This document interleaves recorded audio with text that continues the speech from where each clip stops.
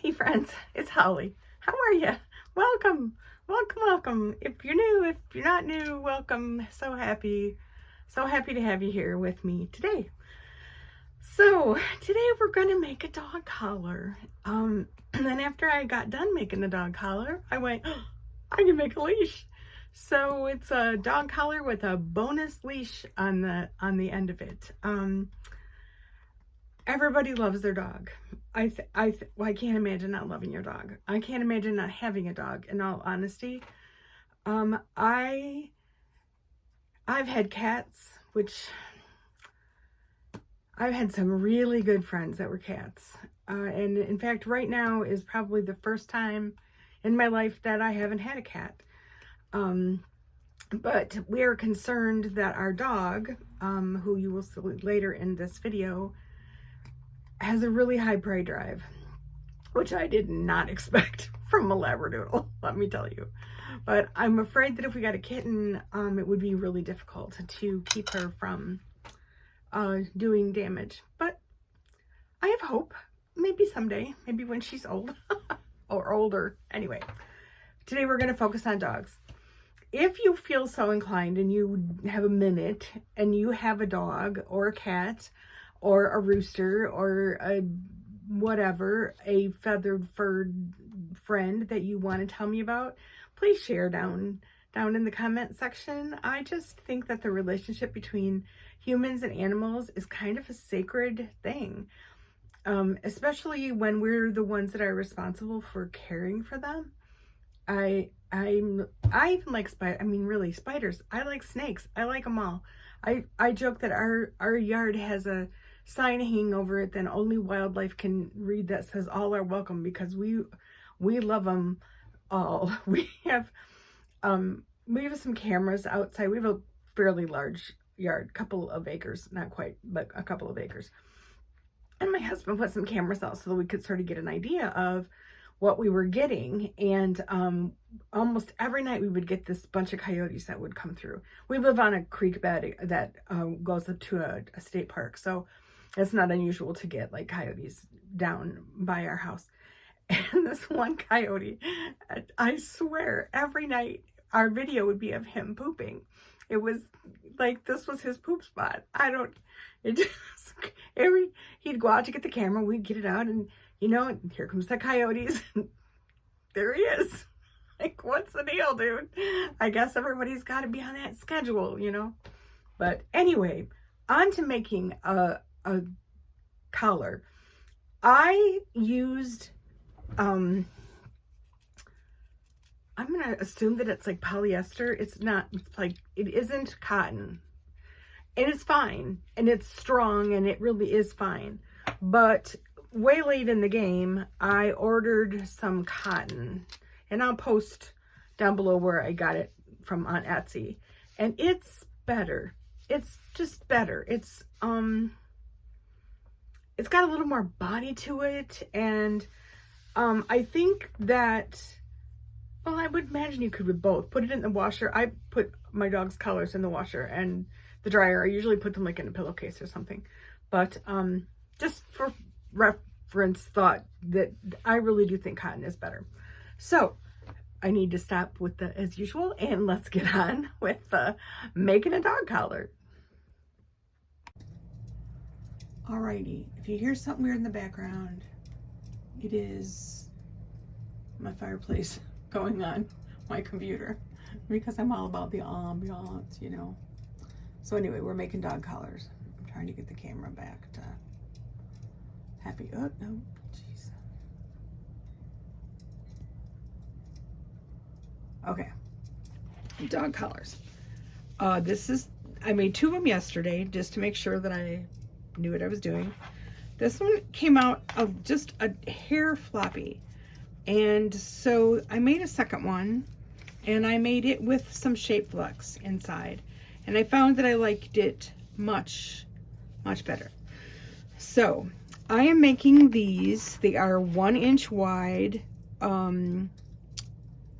The length of the webbing is 26 inches, and I'm doing them for a like a Labrador, Labradoodle, German Shepherd, you know, a larger size dog.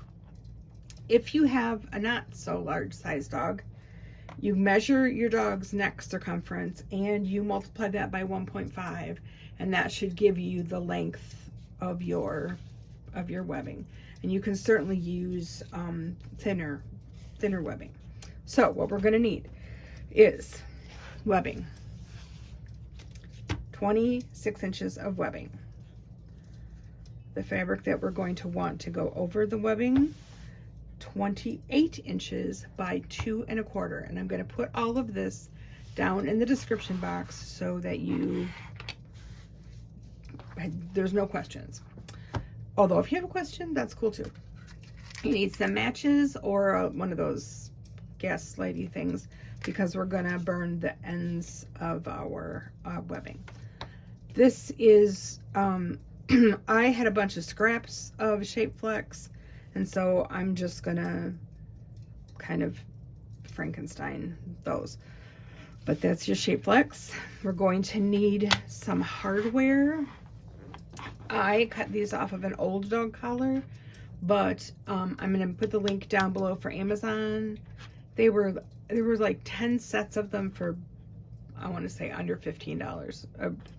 Really not expensive, but this is the kind I prefer for our dog. So that's what we're doing. You're gonna need some Wonder Clips. You're gonna need for cutting your fabric. Oh gosh, I'm sorry. And pinking shears, optional. You'll see where they come in later. So let us begin. So we're gonna start with getting up my little board here. Whoop, whoop, whoop. Binder clips down. I'm gonna heat up my iron, which is already pretty warm. And we're gonna start by burning the ends of the webbing, because this is not cotton webbing, it's polyester or whatever. I did order some cotton webbing, it's just not here yet. I think I probably would have preferred that, but this is what I had.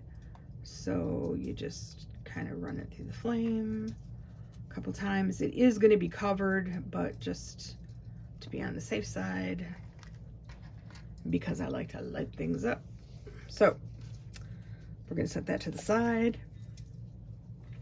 We're going to get our fabric, lay it right sides down, press it out so that it's not got any obvious wrinkles. Now, both of these I used fat quarters, and so I had to piece it, and this is where I pieced it, and honestly you can't see it. So I'm gonna take my Shapeflex and I'm gonna start not all the way to the end, like maybe an inch from the end, and get my Shapeflex. This stuff, I am such a fan of Shapeflex. It's such nice interfacing, but it isn't super heavy, and it irons on beautifully. And I am a fan.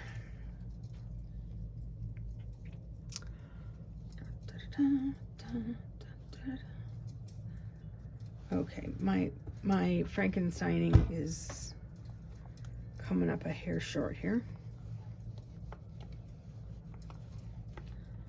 So we're going to get another pair of scissors.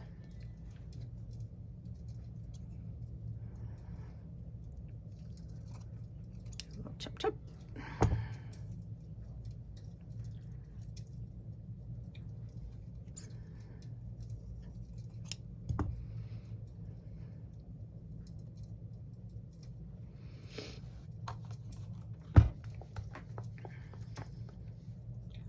Okay, so I have a little ruler like this that is 1 inch wide.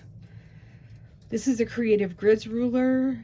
I would recommend this ruler. I use this ruler so many times. It's just a nice little size, and it's going to help me to get 1 inch here. But I'm just going to start on one side. I'm not going to worry about whether it's 1 inch yet, and I'm just going to start folding one side over and pressing. And I'm going to try for it to be, am I on?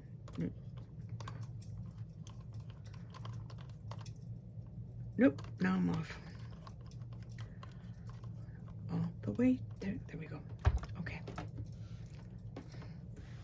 All the way down, trying to keep the width of the fabric that I'm folding over fairly consistent, but it's not the end of the world if it kind of, you know, does a little wiggle. You're just gonna want to try not to stretch it. That's the thing. Okay, so we've got one side folded over, and now we're gonna fold the other side over. And is the camera even? Yes, okay. So I'm gonna start, and then I'm gonna take my 1 inch ruler, and that's too much.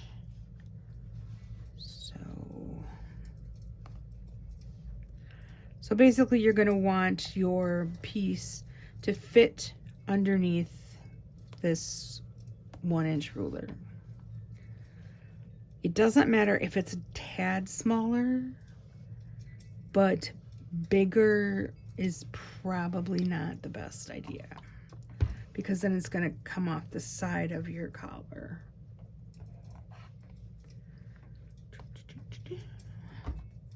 And as I go, I'm just gonna keep just keep using that ruler to keep me honest.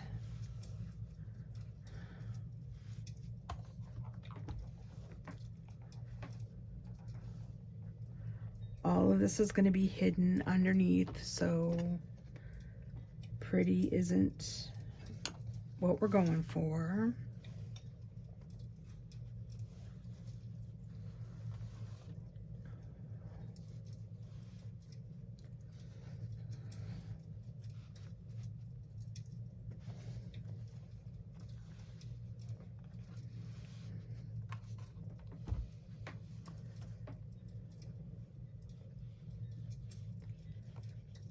Just love the sound of fire.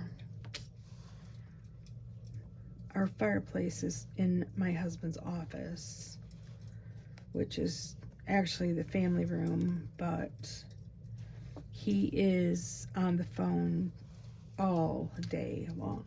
And when he had his office in one of the spare bedrooms, all I heard all day long was him talking. And it drove me crazy. So we fixed it. And he gets the family room, and I get quiet. So as you can see,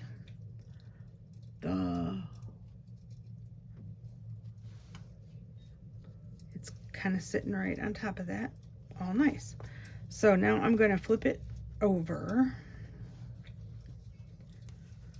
like so, and I'm just going to give it another really good press.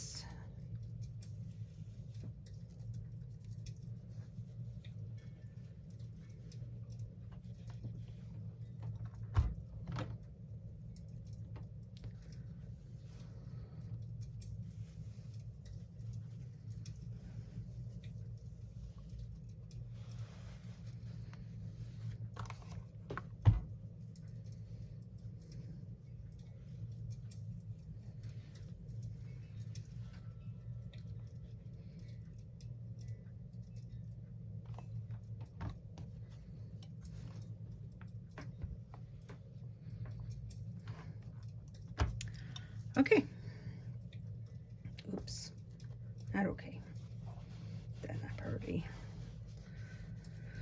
So now we're going to take our piece of webbing, and we want the end of the fabric to hang off the end of the webbing about the same on each end.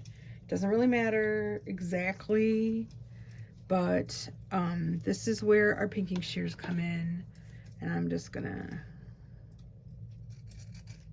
chop, because it's gonna be folded under, but just to be on the safe side. It'll help with fraying. So now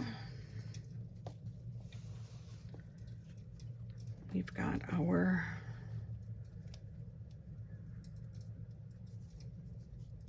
and I am going to take Wonder Clips.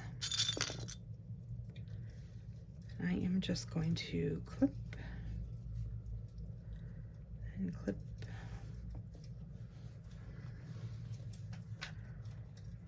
And I am just going to clip as many times as I think I need to feel like it's not going to shift around while I'm sewing.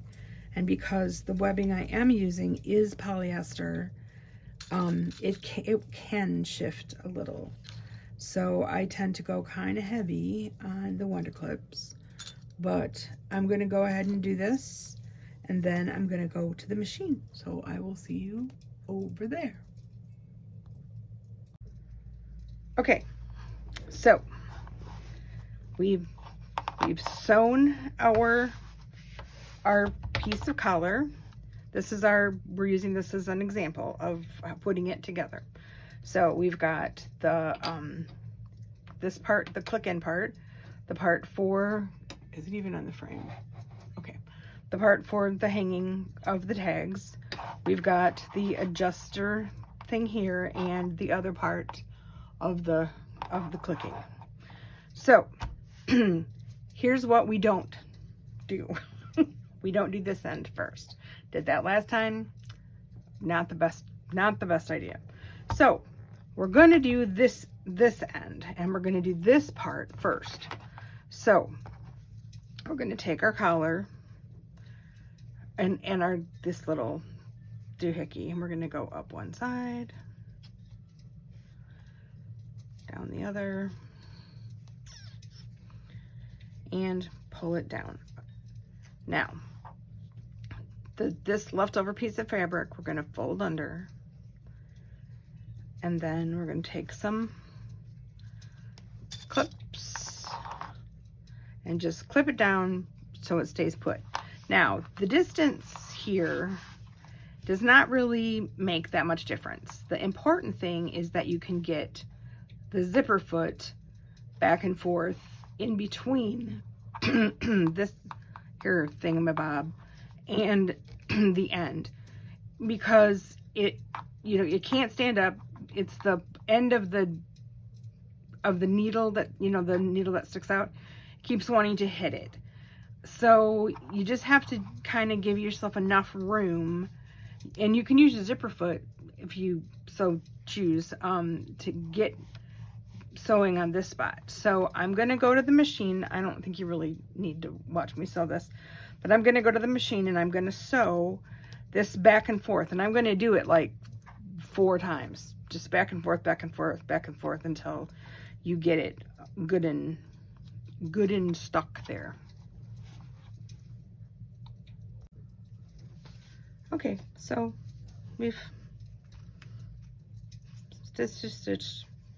We've got this thing. So now we take the click beside, and we're gonna go, this part always confuses me. We're gonna go up from the back into the front hole. We're gonna go, then we're gonna go down through the second hole, and then we're gonna slide it all the way down till we get to this part. Oh, can you see this okay? And then we're gonna go up through this one, and down through that one. Make things copacetic. And there, we've got this side. Okay, now we're gonna do this side. So we're gonna take the D-ring, slide her on in there. We're gonna take the other side of the clippy, go down. Come on, you can do it. So it's gonna look like this. Okay. Now we're gonna fold over that piece there. And again, this is about being able to get your sewing machine, let's see, I did it about that, like comfortably through the spaces that we're gonna stitch. So I'm gonna pick a spot down here at the end. I've folded over that spot, that piece of fabric again, and I'm gonna put a clip in. So we're gonna stitch one time close to the end, and then another time so that it's really sturdy, just about half an inch maybe up from where you just stitched. Then you're gonna slide your D-ring down up against that piece of stitching that you just did, and then you're gonna do another piece of stitching to secure the D-ring within that little, it's gonna be within this little space right here. So the D-ring is like right here, it's gonna secure it into that space. So I'm gonna go to the sewing machine and I'm going to stitch here, up a little here. I'm gonna move the D-ring down, and I'm gonna stitch again up here, and again back and forth, back and forth, back and forth, just so it's like really good and solid. Might put another clip just to... Okay, I'll be right back. And there it is. Sewn twice here, sewn once here. The D-ring is got a little room to move, but it's in there securely. And we got a collar. Collar for Miss Dandelion. I mean, how many dogs do we know that have got K-facet collars? I mean, talk about bougie, goodness. So that's it, kids. That's how to make a dog collar. Honestly, it's super simple. The only part that I always get messed up on is this, feeding this through correctly. But once you've done it a couple times, it's pretty good. Thanks for watching. Okay, bonus. I got inspired and I decided to do a leash, matching leash. So for the leash, you're going to need 72 inches of webbing. I just picked, because for the leash, we're just going to cover the whole thing up. So it doesn't really matter what color it was, and I had a bunch of this color, so I went with that. And then we're going to need 74 inches of the fabric, and then the same of the, well, slightly less of the spit it out holly, whatever that is, the interfacing. Shapeflex, it's Shapeflex. Oh geez. So instead of what we did, and binder clips and one of these here clippy things.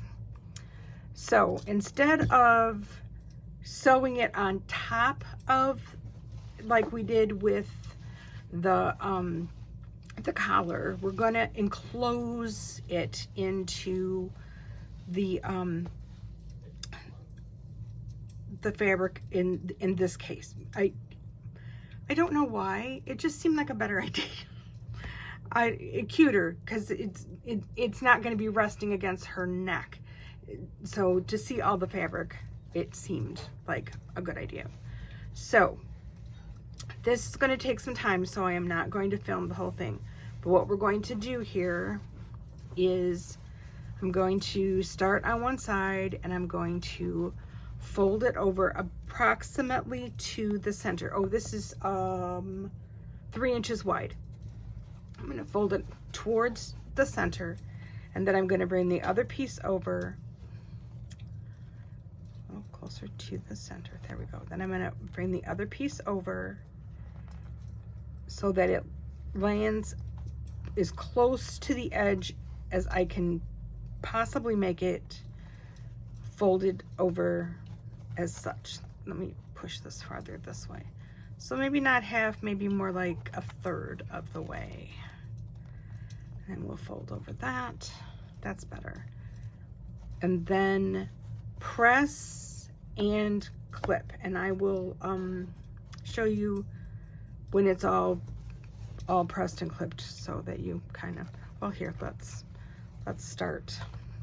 Whoops. Ring the bells, ring the bells. Get started that way. Oh, also, iron on polyester, not so good. It melted. So try not to get your iron onto the polyester. Yeah, I know. Cotton would have been a way better idea, but we're doing what we got. So I will show you when I have it all ironed and pinned, and we will go from there. Okie dokie, it is all the way down. It is done. So I'm going to go to the sewing machine, and I'm going to sew along this folded edge first, and making sure that I get, you know, that fold caught in the stitch, and then I'm going to sew up the other side, and then I will be back. So here we have this snake of a leash here. If you are considering leaving out the soft and stable, I would really suggest against that. Not only does it make it more sturdy, it, as the name would suggest, stabilizes the fabric, so that when you're sewing this long a strip, it doesn't pull and twist, and it makes it so much easier, and it feels, I mean, it's good. It feels really sturdy and strong. So anyway, just like we did with the collar, I'm gonna take the pinkers and do a chop chop over that, and then I am going to attach the clip backwards, fold it over just like we did with the collar, fold it over, give it a couple of clips, and then I'm going to sew it twice so that it's good and stable. And then I'll be back. Okay, so this part's on. You can see I kind of, when I was sewing it, it kind of pushed it off to the edge a little bit, but it's fine. So the other side. I have decided that I would like my handle to be about 8 inches. So, hello, darling. This is for you. Miss Dandelion is down here next to me. So I'm going to start from where I can feel the webbing there inside, and I'm going to measure down about 8 inches and fold it over. And then I'm gonna fold, just like we did with the collar, I'm gonna fold that over. And then I'm gonna put a couple of clips in it, and we're gonna stitch it again. I think twice again. That makes me feel like it's more securely. So 1, 2, and I will be back. There we go. We have a good strong leash. We've got collar that matches. Unfortunately, my D-ring did not match my hooky, but she's not gonna care. So go forth and make your dog look cool. Here she is, Miss Dandelion Wishes. And there's her purdy new collar. Oh yeah, she's so cooperative. Dandelion, can you sit, please? No. Back up. Dandelion, can you sit, please? That is not sitting. Come. Hey. Sit. Sit. Oh yes. Sing a song. Look how cute you are. Look how cute you are. Yeah, you tell us all about it. It's so cold outside, isn't it? Oh, it's so cold outside for a dog. It's a good girl. Well, that's it for this week, friends. We've got a dog tested and approved collar and leash, which I don't know why I thought it was going to be kind of difficult. My machine had zero trouble getting through all those layers. So I hope that was fun for you, and that maybe your dog might end up with a new collar. I wanted to show you before I go, I have in the mail, I just got some thread, and it's in the wrappers, and that is probably not going to make it easy for you to see, but they're contenders for the quilts behind me. A friend of mine, Nadia, made the suggestion that I consider variegated thread, which I love variegated thread.